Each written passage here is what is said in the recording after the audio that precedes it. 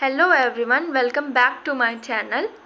तो आज मैं स्टार्ट कर रही हूँ pharmaceutical organic chemistry third unit heterocyclic compounds. तो हेट्रोसाइक्लिक कंपाउंड जानने से पहले हम ये जान लेते हैं कि हेट्रोसाइक्लिक मतलब क्या होता है, तभी ना जानेंगे कि हेट्रोसाइक्लिक कंपाउंड क्या होता है। तो हेट्रोसाइक्लिक का मतलब होता है कि हेट्रो मतलब होता है different atom other than carbon, और साइक्लिक का मतलब होता है रिंग। तो हेट्रोसाइक्लिक का मतलब होता है कि ऐसी रिंग जिसमें कार्बन के अलावा भी कोई और एटम प्रेजेंट हो। तो ये हेट्रो एटम हो सकते हैं नाइट्रोजन, ऑक्सीजन, सल्फर, फॉस्फोरस। तो आइए डेफिनेशन देख लेते हैं। Heterocyclic compound are cyclic compound which contain one or more heteroatom like nitrogen, oxygen, sulfur, phosphorus, etc. other than carbon in the ring।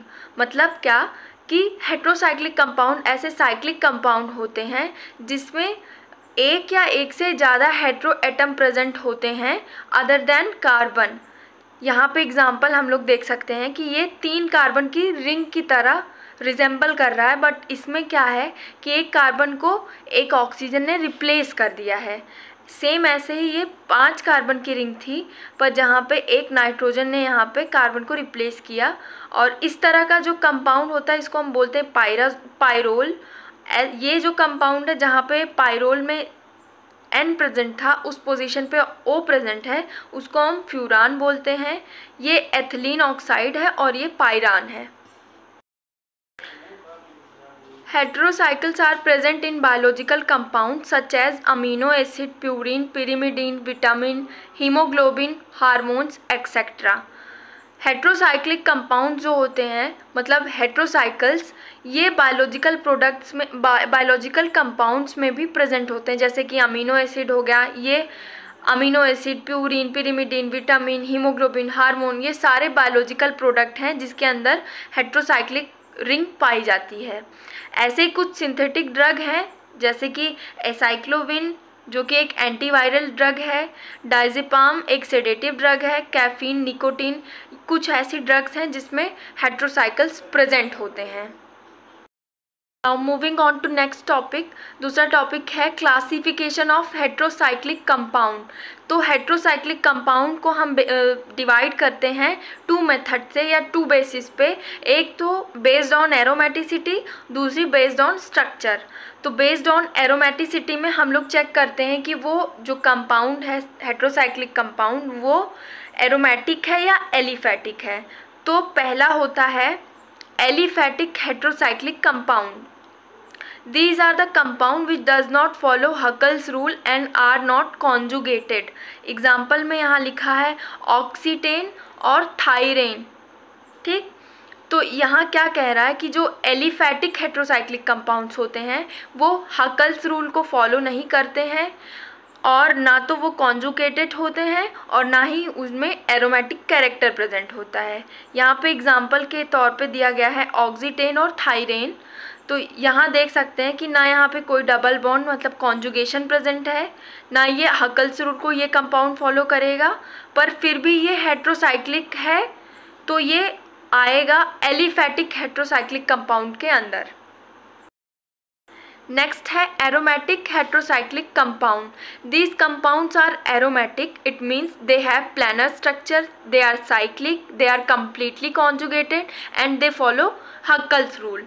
तो एरोमेटिसिटी जो हम प्रॉपर्टी पढ़ चुके हैं 3rd सेमेस्टर में, तो उसके अकॉर्डिंग 4 ऐसे फंडामेंटल रूल्स होते थे कि कोई कंपाउंड एरोमेटिक होगा या नहीं। सबसे पहले तो उसका साइक्लिक स्ट्रक्चर होना चाहिए, प्लानर स्ट्रक्चर होना चाहिए, कम्प्लीटली कॉन्जुगेटेड होना चाहिए और हकल्स रूल को फॉलो करना चाहिए। वो कंपाउंड जब तक हकल्स रूल को फॉलो नहीं करेगा तब तक उसको हम एरोमेटिक कंपाउंड नहीं कह सकते हैं।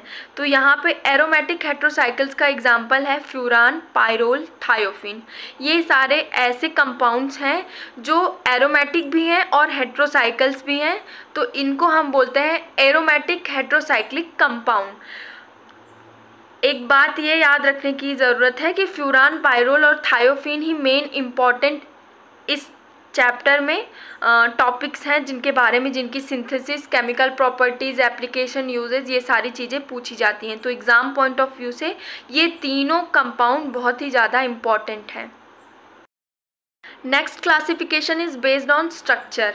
यहाँ पे रिंग कितनी बड़ी है, मतलब कितने एटम्स की रिंग है, उसके बेसिस पे हेट्रोसाइक्लिक कंपाउंड्स को हम डिवीज़न में डिवाइड करे हैं।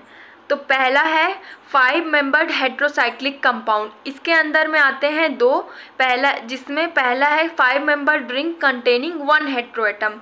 ऐसा रिंग जिसमें 5 एटम्स प्रेजेंट हो और उन एटम्स में एक हेट्रो एटम प्रेजेंट हो, बाकी सारा कार्बन हो, ऐसे कंपाउंड को हम बोलते हैं 5 membered ring containing 1 hetero atom.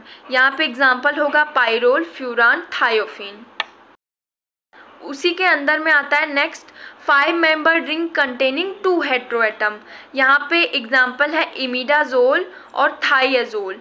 तो इमिडाजोल में हम देख रहे हैं यहाँ पे 2 नाइट्रोजन एटम प्रेजेंट है, मतलब 5 एटम्स की रिंग है जिसमें 2 हेट्रो एटम प्रेजेंट है, उसको इस कैटेगरी के अंदर हम लोग रखते हैं। सेकेंड जो एग्जाम्पल है वो थायाजोल है, जिसमें एक सल्फर है और दूसरा नाइट्रोजन है। ये दोनों हेट्रो एटम है, तो इसलिए ये एग्जाम्पल यहाँ पे होगा। दूसरा है 6 मेंबर्ड हेट्रोसाइक्लिक कंपाउंड। इस हेट्रोसाइक्लिक कंपाउंड में 6 एटम की रिंग बनी होगी, जैसे कि यहाँ पे हम देख सकते हैं। तो पहला इसमें होगा 6 membered ring with 1 hetero atom. तो यहाँ पे जैसे यहाँ पे एक नाइट्रोजन है, दूसरा यहाँ पे भी नाइट्रोजन है, तो ये एक हेट्रो एटम है। ऐसे ही दूसरा क्लासिफिकेशन होगा जिसमें हम 2 हेट्रो एटम, जिसमें 2 हेट्रो एटम प्रेजेंट हो, तो ऐसे को हम लोग बोलेंगे 6 मेंबर्ड रिंग विद 2 और more heteroatom, 2 heteroatom. Last classification में होगा कंडेंस्ड और फ्यूज्ड हेट्रोसाइक्लिक कंपाउंड। कंडेंस्ड और fused heterocyclic compound contain 2 or more fused ring. They may be partially or completely heterocyclic.